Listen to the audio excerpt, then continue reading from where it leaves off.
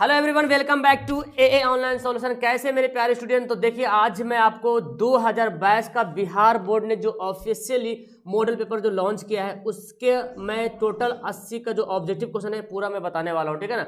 पूरा official model paper है, don't worry, tension मत लेना, ओके, बिलीव मी। एंड आपको इस वीडियो से तो एक बात तो पता चल जाएगा कि साइंस में कैसा कैसा सवाल पूछा जाता है, ठीक है ना। बहुत से बंदे कमेंट कर सर यही वाला सवाल आएगा क्या।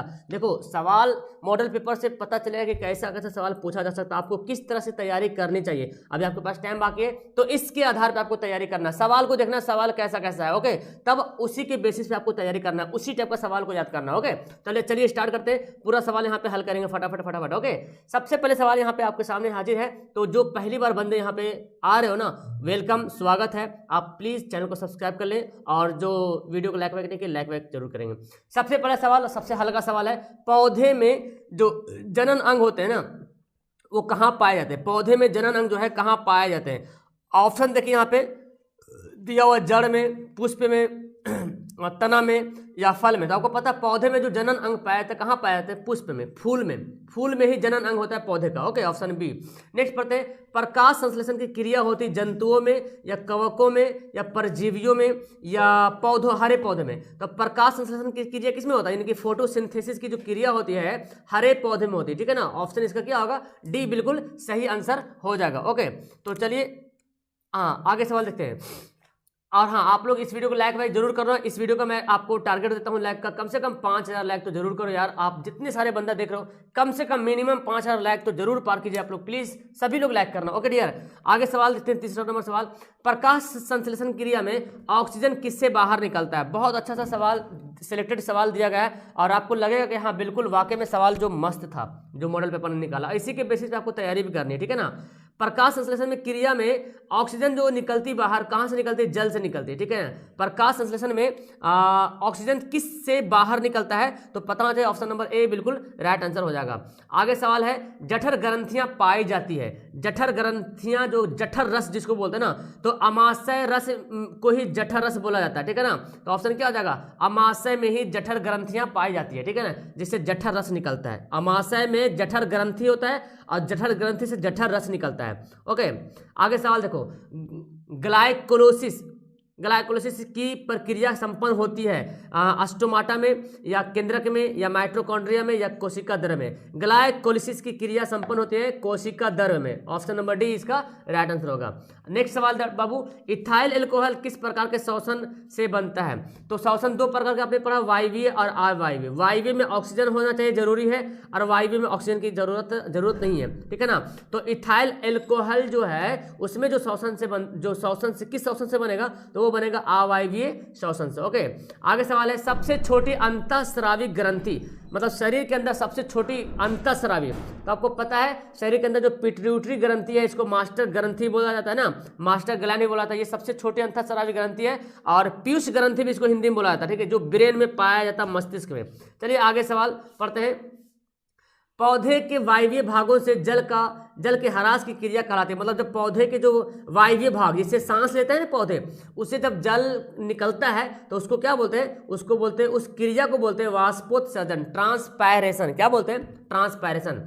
आगे बोलता है सवाल, घेंघा रोग पनपता है। बहुत हल्का सवाल ये दे दिया, घेंघा रोग जो आयोडीन की कमी से है ना, आयोडीन की कमी से घेंघा रोग होता है, जिसको गलगंड बोलते हैं, ग्वाइटर भी उसी को बोला जाता है। कभी कभी हिंदी जहाँ पे घेंघा जहाँ पे ग्वाइटर भी लिख देता है। रक्त में हल्के पीले रंग की चिपचिपे द्रव्य जो होता है, रक्त में जो हल्के पीले कलर का चिपचिपे कलर का जो चिपचिपे रंग का जो द्रव्य होता है उसको बोलते हैं प्लाज्मा।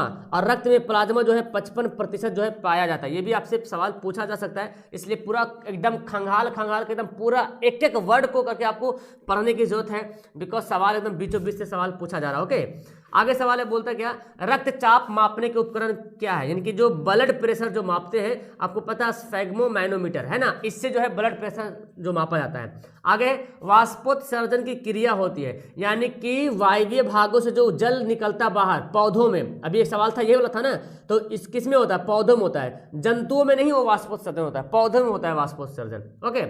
सवाल है, निम्न में से किसमें खुला परिसंचरण तंत्र पाया जाता है। ठीक है, किसमें खुला परिसंचरण यानी कि सर्कुलेटरी सिस्टम, समझ रहे हैं ना, मतलब जो ब्लड का सर्कुलेशन होता है ना उसमें किस यहाँ पे कौन सा ऑप्शन है जिसमें खुला परिसंचरण ओपन होता है, तिलचट्टा में, ठीक है, तिलचट्टा में खुला परिसंचरण तंत्र पाया जाता है। आगे सवाल है रक्त क्या है भाई, तो ये सवाल आपने पढ़ा, रक्त जो है एक संयोजी उत्तक है ना जी, रक्त क्या है, संयोजी उत्तक है, option number B right answer हो गया। आगे मूत्र का पीला रंग किस वर्ण के कारण होता है, यानी कि जो मूत्र होता है, जो पेशाब होता है, उसका जो पीला कलर होता है ना, तो उसका जो कलर होने के कारण है यूरोक्रोम। यूरोक्रोम कैसे याद करेंगे, आपके मोबाइल में क्रोम है, क्रोम ब्राउजर, देखो याद करना है, क्रोम ब्राउजर है ना, क्रोम ब्राउजर आप देखोगे तो आपको यहाँ पे कुछ लाल कुछ पीला टाइप का दिखेगा, मतलब हल्का सा पीला पीला टाइप का दिखेगा, तो याद करना यूरोक्रोम से क्रोम पीला, अब पीला क्या है, मूत्र का रंग, तो इस तरह से याद करना, ठीक है ना, यूरोक्रोम, क्रोम ब्राउजर में पीला होता है इसलिए मूत्र का रंग जो है पीला होता है यूरोक्रोम के कारण। ओके, आगे है कौन एक उभयलिंगी जंतु, आपने पढ़ा है बहुत अच्छी तरीके से, उभयलिंगी जंतु कौन है, केंचुआ है, ऑप्शन नंबर डी बिल्कुल राइट आंसर हो जाएगा। आगे सवाल है यूरिया रक्त में कहां से प्रवेश करती है, यूरिया जो होता है, तो सबसे पहले यूरिया बनता कहाँ, आपको पता है यूरिया जो यकृत में बनता है, यूरिया का निर्माण कहाँ होता है, यकृत में होता है, लीवर में होता है, तो जाहिर सी बात है लीवर से ही ब्लड में जाएगा, है ना जी, तो ऑप्शन क्या हो जाएगा, सी हो जाएगा राइट आंसर। आगे जैव आवर्धन प्रदर्शित करने वाला रसायन, जैव आवर्धन यानी कि बायो मैग्निफिकेशन, जो कि खेतों वगैरह में खाद फसल वगैरह में इस्तेमाल किया जाता है, डीडीटी है ना, डीडीटी होता है, या तो फिर हाँ इसके बोल सकते हैं डीडीटी, इसका इस्तेमाल भी होता है जैव आवर्धन के लिए, ठीक है ना, प्रदर्शित करने वाला एक रसायन है, केमिकल है डीडीटी। ओके, कौन एक प्राथमिक उपभोक्ता है, प्राथमिक उपभोक्ता के मतलब सबसे पहले कौन ग्रहण करता है, तो भाई साहब जो शाकाहारी होता है ना वो सबसे पहले ग्रहण करता है कोई भी चीज, तो प्राथमिक उपभोक्ता हो गया, यानी कि जो साग सब्जी खाता है वो हो गया क्या, प्राथमिक उपभोक्ता। सवाल आगे बोलता है भूमिगत जल का उदाहरण कौन है, यानी कि देखिए यहाँ पे क्या बोला गया, अंडरग्राउंड वाटर, भूमिगत जल का उदाहरण है, तो जो जमीन के अंदर भूमिगत जल, देखो समुंदर जो है वो एक बड़ा सा समुंदर बना हुआ है, लेकिन जमीन के अंदर जो भूमिगत बोला गया तो क्या होता है, कुआं जो है यानी कि वेल जो है वो भूमिगत जल का एग्जाम्पल है जी। ओके, प्राकृतिक चयन का द्वारा जीवों का विकास कराता है, आपको पता है प्राकृतिक चयनवाद का सिद्धांत किसने दिया था, ओके, तो आपको पता डार्विन ने, है ना, डार्विन ने जो है क्या उसको बोलते हैं, नेचुरल सिलेक्शन इंग्लिश बोलते हैं, देखिए नेचुरल सिलेक्शन, इन्होंने जो है प्राकृतिकवाद का या प्राकृतिक चयन, इसको बोल सकते हैं प्राकृतिक चयन का जो सिद्धांत दिया था, किसने दिया था, डार्विन ने दिया था, तो ऑप्शन क्या हो जाएगा, ऑप्शन हमारा सी बिल्कुल राइट आंसर हो जाएगा। चलिए आगे सवाल देखते हैं, हरे पौधे कहलाते हैं, जो पौधे हरे होते हैं ना उसको क्या बोलेंगे, उत्पादक, क्योंकि वो उत्पादन करता है, वो प्रोड्यूस करता है, कोई भी चीज जो है ना प्रोड्यूस करता है, वो उपभोक्ता नहीं कहलाएगा, उपभोक्ता जीव जंतु कहलाएगा, तो उत्पादक कहलाएगा जो उत्पादन कर रहा, जो प्रोड्यूस कर रहा। ओके, नेक्स्ट है अंडोत्सर्ग का कारण क्या है, अब देखिए यहाँ पे अंडोत्सर्ग का जो कारण होता है सबसे ज्यादा, हालांकि होता है LHS FSS दोनों होता है, लेकिन मोर सबसे ज्यादा जो है LH के कारण होता है, इसलिए इसका आंसर क्या होगा, ऑप्शन नंबर ए बिल्कुल राइट आंसर होगा, ताइस का ऑप्शन नंबर ए। अगला सवाल है पढ़ते हैं, लैंगरहैंस की दीपिकाएं कहाँ पाई जाती है, लैंगरहैंस की दीपिकाएं जो कहाँ पाई जाती है, तो पैंक्रियाज में, अग्नाशय में, और अग्नाशय जो अंतःस्रावी और बहिस्रावी दोनों ग्रंथि है, ठीक है ना, यानी कि शरीर का सिर्फ एक ही ऐसा ग्रंथि है, अंतःस्रावी और बाह्यस्रावी दोनों ग्रंथि से अग्नाशय को ही बोला जाता है, ठीक है ना, और इसी में जो है लैंगरहैंस दीपिकाएं पाई जाती है। Okay, option C. नेक्स्ट पढ़ते हैं, थायरॉक्सिन हार्मोन के लिए संश्लेषण, थायरॉक्सिन हार्मोन के संश्लेषण में किसका होना आवश्यक है, जो थायरॉक्सिन, आपको पता है थायरॉक्सिन हार्मोन नहीं होगा तो फिर थायराइड ग्रंथि से निकलता है, फिर बीमारी आपका थायराइड नाम का बीमारी होता है, तो ये सब आयोडीन की कमी से, क्योंकि आपने पढ़ा है आयोडीन का होना जरूरी है, थायरॉक्सिन हार्मोन का अगर संश्लेषण होना है तो आयोडीन होना जरूरी है, नहीं होगा तो थायराइड नाम का बीमारी हो जाएगा जी। ओके, ऑप्शन डी हो गया। नेक्स्ट पढ़ते हैं, निश्चल कणिकाएं कहाँ पाई जाती, भाई साहब आप सर ये निश्चल कणिकाएं क्या है, तो आपको देखना पड़ेगा, नेफ्रॉन या न्यूरॉन या न्यूक्लियस, पूरा ध्यान से पेपर को किताब को पढ़ना पड़ेगा, तो निश्चल कणिकाएं जो है न्यूरॉन में पाई जाती है, ठीक है ना, न्यूरॉन। ओके, ऑप्शन क्या हो गया इसका, सी हो गया बिल्कुल राइट आंसर। ओके, चलिए आगे देखते हैं, मानव मस्तिष्क का वजन कितना होता है। आपने पढ़ा है मानव मस्तिष्क का वजन जो अप्रोक्सीमेट देखा जाए तो 1400 ग्राम है ना जी, 1400 ग्राम होता है। 1300 से 1400 ग्राम, एक एवरेज है 1400 ग्राम। अगर किलो में बोला तो 1.5 kg 4 kg। तो यहाँ पे देखो 1200 से 1400, ये एक सटीक ऑप्शन देखने को मिल रहा है, 1200 ग्राम से 1400 ग्राम, ठीक है ना। तो ये हमारा ऑप्शन नंबर सी बिल्कुल राइट आंसर होगा।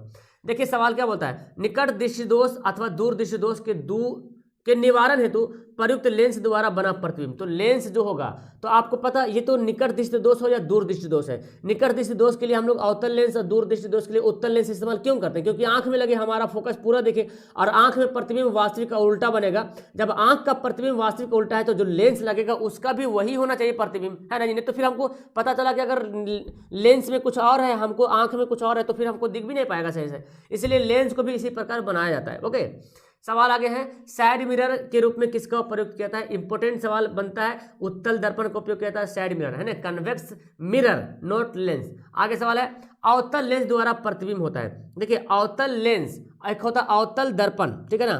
तो अवतल लेंस द्वारा प्रतिबिंब क्या आभासी होता है या सीधा होता है या छोटा होता है, ठीक है। तो अवतल लेंस द्वारा आभासी भी होगा, सीधा भी होगा, छोटा होगा, इनमें से सभी होगा, ऑप्शन नंबर डी। जूल का एसआई मात्रक क्या है। देखिए जूल का ऊर्जा का एसआई मात्रक, मैंने उल्टा बोल दिया, ऊर्जा का एसआई मात्रक क्या है, तो ऊर्जा का एसआई मात्रक जो है जूल है। ओके, ऑप्शन क्या हो गया, ए हो गया। नेक्स्ट है, आकाश का नीला रंग होना किस परिघटना के कारण है। तो आकाश जो नीला रंग होता है, एक्चुअली होता है क्या कि ब्लू कलर होता है, बहुत ज्यादा स्कैटरिंग होता है, ब्लू कलर का परकिरण बहुत ज्यादा होता है, स्कैटरिंग बहुत ज्यादा ब्लू कलर होता है, इसलिए हमें आकाश जो है नीला दिखाई पड़ता है, उसको बोलते हैं परकिरण। सवाल है, सामान्य नेत्र के लिए स्पष्ट न्यूनतम दूरी, ये खैर आपने पढ़ा है कि सामान्य नेत्र के लिए स्पष्ट एकदम न्यूनतम दूरी चाहिए तो 25 सेंटीमीटर। देखिए मीटर दिया हुआ है ना, तो 2.5 सेंटीमीटर लिखा हुआ, लेकिन हमारा ऑप्शन सी देख रहे हैं 25 सेंटीमीटर। ओके, तो क्या आंसर हो गया, ऑप्शन नंबर सी हो गया राइट आंसर। किसी उत्तल लेंस का फोकसांतर 50 सेंटीमीटर है तो उसकी क्षमता क्या होगा। देखिए क्षमता मतलब पावर, और पावर जब भी होता है तो मीटर में, पावर को इनकी जो लेंस की क्षमता जो होता है, यानी कि लेंस का जो पावर डायमीटर बोलते हैं उसको ना, तो जो पावर होता है पावर को हमेशा मीटर में मापा जाता है। तो यहाँ पे हम पावर का फॉर्मूला क्या बैठेंगे, 1/50 सेंटीमीटर। अब पावर हमेशा मीटर में होता है, तो इस सेंटीमीटर 50 मीटर है, इस सेंटीमीटर है ना, 50 सेंटीमीटर को मीटर में बदलने के लिए क्या करेंगे, 100 से डिवाइड करेंगे, और ये 100 चल जाएगा ऊपर, 100/50 कितना आ जाएगा 2। अब 2 देखना है उत्तल है होगा या अवतल होगा, क्योंकि अच्छा उत्तल लेंस है, तो लेंस की फोकस दूरी क्या होता है, पॉजिटिव होता है। ऑप्शन नंबर क्या होगा, डी यहाँ पे राइट आंसर होगा। लेंस की फोकस दूरी क्या होती है, पॉजिटिव होती है। ओके, तो हमारा आंसर क्या होगा, ऑप्शन नंबर डी बिल्कुल राइट आंसर होगा। ओके, तो आगे बढ़ते हैं। सवाल क्या है, एक प्रिज्म कितने सतहों से घिरा रहता है। ओके, एक प्रिज्म कितने सतहों से घिरा रहता है, 2 3 4 5। तो आपको पता होना चाहिए एक प्रिज्म जो है 5 सतहों से घिरा रहता है। ऑप्शन क्या हो जाएगा, डी बिल्कुल राइट आंसर हो जाएगा। आवाज जा रही मेरी, ऑप्शन नंबर डी बिल्कुल राइट होगा। आगे सवाल है, अभिनेत्र लेंस की फोकस दूरी में परिवर्तन किया जाता है। देखिए अभिनेत्र लेंस की फोकस दूरी में परिवर्तन किया जाता है पुतली के द्वारा या परितारिका के द्वारा या दृष्टिपटल के द्वारा या पक्षमाभी पेशियों के द्वारा। तो अभिनेत्र लेंस की फोकस दूरी में परिवर्तन किया जाता है पक्षमाभी पेशियों के द्वारा। ऑप्शन क्या हो जाएगा, डी इसका राइट आंसर होगा। आगे सवाल है, प्रकाश के परावर्तन के कितने नियम है। आपने बहुत बार पढ़ा, प्रकाश के परावर्तन और प्रकाश के अपवर्तन दोनों के जो है 2 नियम है। प्रकाश के परावर्तन के भी 2 नियम है और प्रकाश के अपवर्तन के भी 2 नियम है। अगला सवाल है, फोटोग्राफी कैमरा का अभिदृश्य कैसा होता है। तो मेरे ख्याल से देखा जाए तो अच्छा सवाल जो है नॉर्मल से पूछा जा रहा है, कुछ सवाल हार्ड टाइप का भी लगेगा आपको और कुछ नॉर्मल भी है। ओके, खैर कोई बात नहीं, हो जाएगा। यहाँ पे फोटोग्राफी का जो कैमरा होता है उत्तल लेंस होता है। फोटोग्राफी का कैमरा बोले या तो मैग्नीफाइड ग्लास बोले, ठीक है ना, ये सब में जो होता है क्या होता है, उत्तल लेंस होता है। या तो सूक्ष्मदर्शी बोले, उसमें भी उत्तल लेंस का इस्तेमाल किया जाता है। ओके, सवाल आ गए, यदि एक किरण अवतल दर्पण पर लंबवत आपतित हो तो परिवर्तन के बाद किधर जाएगा। तो आपने दर्पण वाला पढ़ा, 6 जो कंडीशन होता है, तो मैंने बताया था कि ये तो हमारा मुख्य अक्ष है, तो यहाँ से अगर किरण आएगा, देखो लेंस पे दर्पण पे क्या हो रहा है, दर्पण पे जो है 90 डिग्री पड़ रहा, और ये जो किरण लौटेगा ना, जब भी लौटेगा तो फोकस से ही लौटेगा, जब भी लौटेगा तो फोकस से ही लौटेगा। ओके, तो ऑप्शन क्या इसका हो जाएगा, ए बिल्कुल यहाँ पे राइट आंसर हो जाएगा।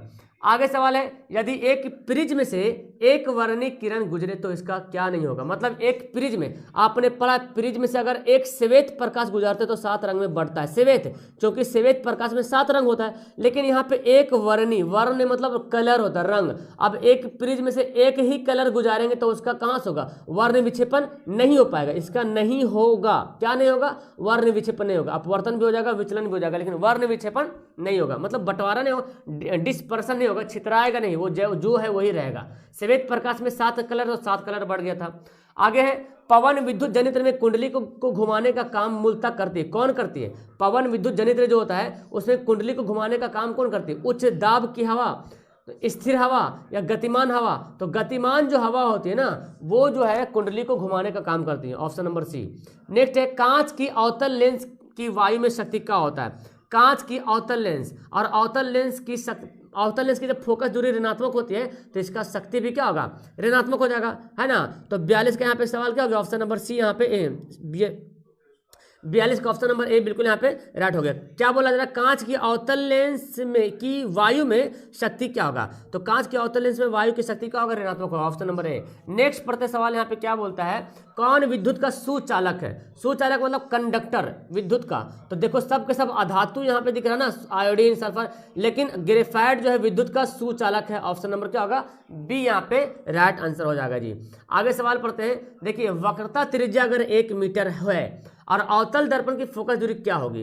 तो देखो F बराबर क्या होता है, R/2 होता है ना, F बराबर R/2। अब 1 मीटर है, अब देखो सब ऑप्शन मिलीमीटर है, सेंटीमीटर है। 1 मीटर को अगर सेंटीमीटर में बदलेंगे तो 100 से गुना करना पड़ेगा, तो क्या हो जाएगा 100/2 यानी कि 50 सेंटीमीटर। ऑप्शन क्या हो जाएगा, बी यहाँ पे राइट आंसर हो जाएगा। आगे सवाल है, सघन माध्यम से विरल माध्यम में जाती हुई किरणें अभिलंब से विचलित हो जाती क्या होती है। देखो आपने पढ़ा एक सिल्ली होता है, जैसे कांच की सिल्ली, तो ये जो हवा है ना, हवा को बोला गया विरल माध्यम और कांच को बोला गया सघन यानी कि डेंस। अब देखो यहाँ से जब किरण जब आई थी तो किरण को जाना चाहिए था इधर, है ना, तो किरण जो इधर मुड़ जाता है, मतलब अभिलंब की ओर मुड़ता है, लेकिन जब इधर से इसको सीधा आना चाहिए था तो फिर ये क्या होता है ना, इधर आके इधर मुड़ जाता है, यानी कि अभिलंब से दूर भागता है, अभिलंब से दूर भागता है। कब जब सघन से विरल में जाएगा तो, यानी कि गाढ़ा से पतला में जाएगा तो, सघन मतलब गाढ़ा चीज। तो हवा और कांच में गाढ़ा कौन है, कांच गाढ़ा है और हवा जो है पतला मतलब विरल है, तो अभिलंब से दूर भागेंगे, ठीक है। विद्युत धारा उत्पन्न करने का यंत्र कौन है, तो जनित्र यानी कि जनरेटर से जो है विद्युत धारा उत्पन्न किया जाता है, यानी कि ये यांत्रिक ऊर्जा को विद्युत ऊर्जा में कन्वर्ट करता है, आपने पढ़ा होगा। सवाल आगे पढ़ते हैं, ऊर्जा का पारंपरिक स्रोत है, मतलब कन्वेंशनल एनर्जी, जो क्या बोलते हैं ना उसको, जैसे कि कोयला हो गया, पेट्रोलियम हो गया, नेचुरल गैस हो गया, ये सब क्या है, पारंपरिक स्रोत है ऊर्जा का, ठीक है ना। और बाकी ये सब जो देख रहे हैं ये सब गैर पारंपरिक स्रोत है, गैर पारंपरिक स्रोत, ठीक है ना। तो ऑप्शन सी यहाँ पे राइट हो जाएगा। आगे सवाल है, कांच की एक एकांतर पट्टिका पर श्वेत प्रकिरण तिरछी आपतित होती है तो कौन प्रथम अपवर्तन के साथ घटित होगा।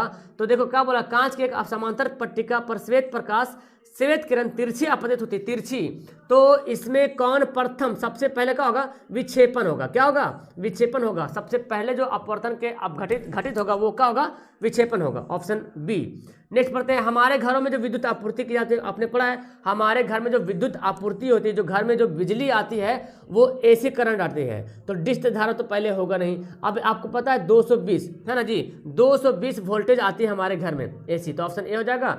आगे सवाल है, जस्ता की परमाणु संख्या क्या है। जस्ता की परमाणु संख्या 30 होता है। तो जो भी परमाणु संख्या से सवाल पूछा भी जा सकता है, एक न एक सवाल पूछा जा सकता है। तो जो इंपोर्टेंट परमाणु है ना, तत्व है, उसका कम से कम परमाणु संख्या आप लोग याद जरूर रखिए। ओके, तो जस्ता की परमाणु संख्या कितना हो गया, 30 हो गया। कभी लोहा का भी पूछता है, लोहा का 26, ये सब इंपोर्टेंट पूछता है, कभी लोहा का। आगे धोबिया सोडा का सूत्र क्या है। धोबिया सोडा मतलब धोने वाला सोडा। सोडियम कार्बोनेट उसमें 10 भाग पानी, तो देखो सब सोडियम कार्बोनेट, लेकिन पानी की मात्रा 7 है, यहाँ पे 1, यहाँ पे 5, यहाँ पे 10, तो सोडियम कार्बोनेट में 10 भाग पानी होता है। बस हमारा आंसर हो गया, ऑप्शन नंबर ए। नेक्स्ट पढ़ते हैं, कौन परबल क्षारक है, यानी कि स्ट्रॉन्गेस्ट बेस कौन है, परबल क्षारक, स्ट्रॉन्गेस्ट बेस।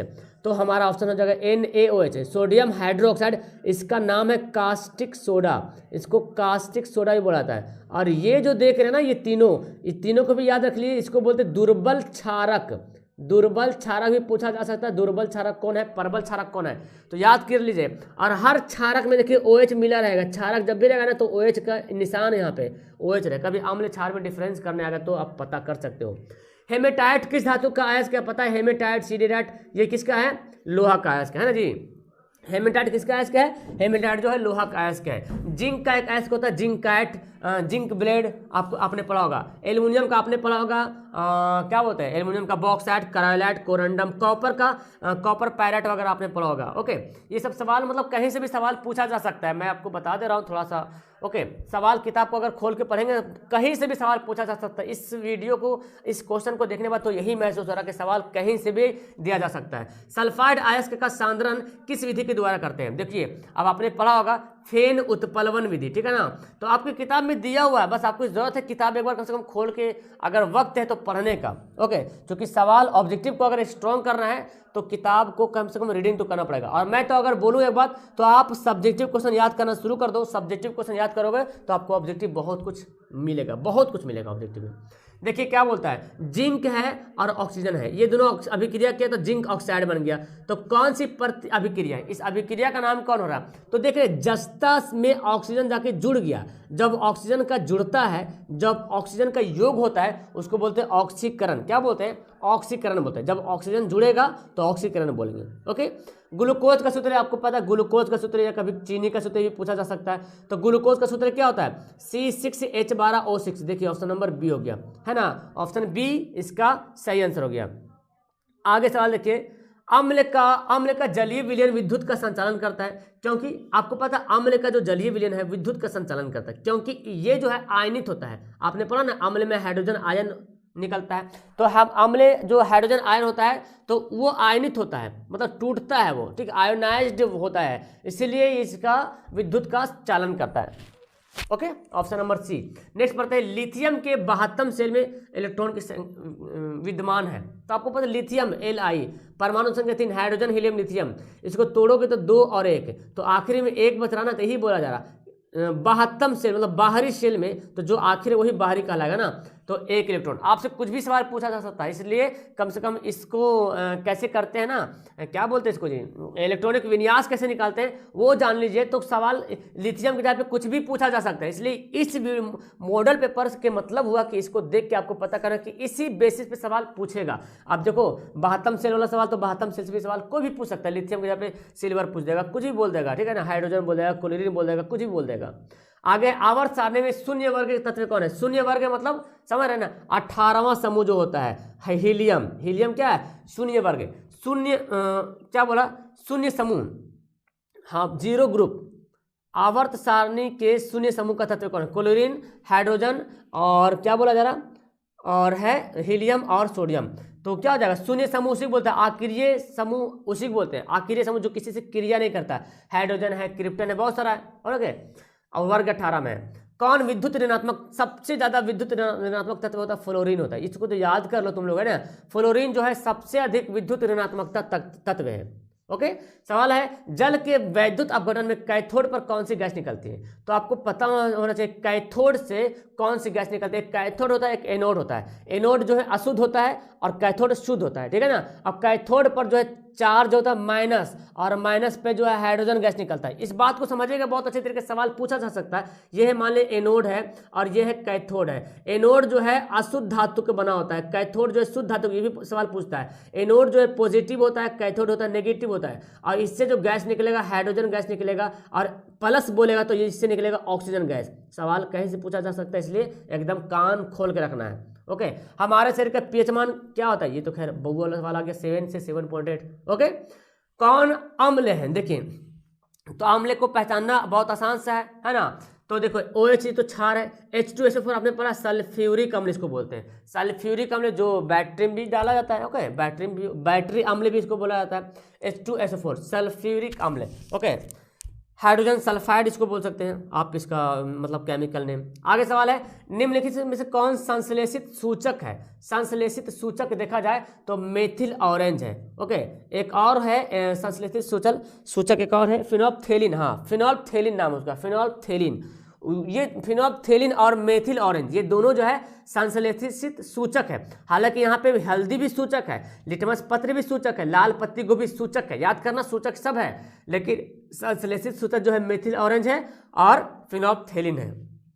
आगे, कार्बन डाइऑक्साइड जल से अभिक्रिया करके क्या बनाता है? कार्बन डाइऑक्साइड जल के से, यानी कि कार्बन डाइऑक्साइड जल से जब अभिक्रिया करेगा तो बनाएगा कार्बोनिक अम्ल। क्या बनाएगा? कार्बोनिक अम्ल बनाएगा। याद कर लीजिएगा, कार्बन डाइऑक्साइड जब जल से अभिक्रिया करेगा तो कार्बोनिक अम्ल बनेगा, कार्बोलिक नहीं बल्कि कार्बोनिक, ऑप्शन सी। आगे है, कॉपर पायराइट का सूत्र क्या होता है? कॉपर पायराइट CuFeS2, यानी कि देखो ये है, अब तो सूत्र तो याद करना ही पड़ेगा ना, कॉपर का ही समझ लो ये है खनिज बोल सकते हैं, अयस्क है कॉपर पायराइट। तो कॉपर पायराइट का जो संगठित सूत्र, रासायनिक संगठन मतलब ये हुआ कि कॉपर पायराइट का सूत्र एक बताना आपको, सिंपल सी बात है। तो CuFeS2 होता है। ओके, यानी कि कॉपर पायराइट में लोहा भी है और S4 सल्फर भी है ना जी। आगे सवाल है, प्राकृतिक में मुक्त अवस्था में पाए जाने वाले धातु, मुक्त अवस्था में पाए जाने वाले धातु मतलब ये हुआ कि उससे कोई भी अभिक्रिया नहीं करता है, और वो है कौन? औरम, जिसको बोलते हैं सोना, जिसको बोलते हैं गोल्ड बोलते हैं, औरम भी बोला जाता है। तो ऑप्शन क्या हो गया? ऑप्शन नंबर बी हो गया राइट आंसर। क्लियर है?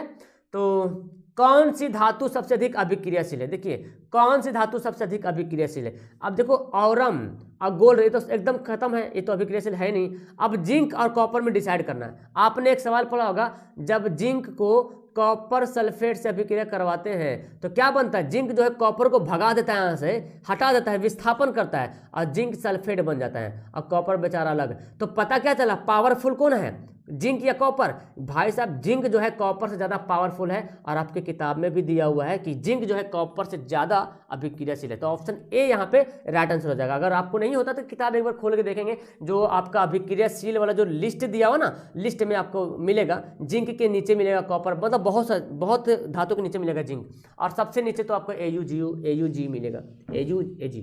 ओके, तो ऑप्शन हमारा ए होगा। नेक्स्ट है, अधातु के 72 से में इलेक्ट्रॉनिक संख्या। अधातु अगर पहचानना है तो किसी भी 72 कक्षा में 4 5 6 7 मैनुअली 4 और देखो 4 दोनों में 4 आ रहा। अगर 1 2 3 है तो ये हो जाएगा धातु। अगर किसी भी धातु या तत्व के बाहरी में इलेक्ट्रॉनिक संख्या 1 2 3, अगर 1 2 3 हो तो कंफर्म धातु होगा, 4 5 6 7 हो तो अधातु होगा। लेकिन कभी कभी 4, अब कार्बन धातु भी है अधातु भी है। कार्बन जो है धातु कैटेगरी में गिना जाता है, धातु भी कैटेगरी में कभी कभी आता है, ठीक है ना। तो यहाँ पे हमारा ऑप्शन क्या, सटीक ऑप्शन नंबर बी यहाँ पे राइट होगा। पीतल किसकी में से धातु है भाई साहब, बताओ। पीतल, जी मैं बताया है, पी फॉर पीतल, तापसो तांबा, यानी कि तांबा का कॉपर को तांबा बोलते हैं, और जिंक से बोलते हैं जस्ता को। देखिए, copper and zinc, option number A. Next पढ़ते हैं जी, कौन समायवी है? समायवी कौन है? यहाँ पे समायवी पूछा जा रहा, तो आपको ना समायवी जो आपके किताब में दिया हुआ है उसको आपको पढ़ना पड़ेगा कि समायवी होता क्या है, और उसके बाद एग्जाम्पल उसमें बहुत सारा दिया हुआ है, तो उन सभी एग्जाम्पल्स को आपको याद करना पड़ेगा। तो यहाँ पे समायवी होगा option number C, ethyl alcohol और डाई मेथिल ईथर। क्या होगा? Option number C. आगे सवाल है, तो देखो समायवी पूछा, अब नॉर्मल ब्यूटेन, आइसोब्यूटेन ये भी होता है, तो आपको समायवी टाइप से टॉपिक को खोजना है, नोट करना, उसको पढ़ना है। ओके, अब देखो एक IUPAC पूछा जा रहा है। IUPAC इसका IUPAC नाम क्या है ना? IUPAC नाम क्या है? मेथॉक्सी एथेन है या प्रोपेक्सी है या एथॉक्सी है, या क्या होगा? तो देखो यहाँ पे क्या है, CH3O, C2H5, तो ये क्या हो जाएगा? ये है methoxy ethane. Okay, methoxy ethane है, ऑप्शन नंबर ए यहाँ पे राइट आंसर होगा। तो किताब में दिया हुआ methoxy ethane, methoxy methane, ethoxy ethane, ये सब दिया हुआ है, तो कम से कम किताब खोल के एक बार पढ़ना। डायरेक्ट खाली मॉडल पेपर पे या तो डिपेंड मत रहना, किताब खोलना, किताब। तब ये सब जो टॉपिक है ना, जो बंदा अक्सर पीछे रह जाता है, अब देखो बंदा इसको रटना पड़ेगा तब ना होगा।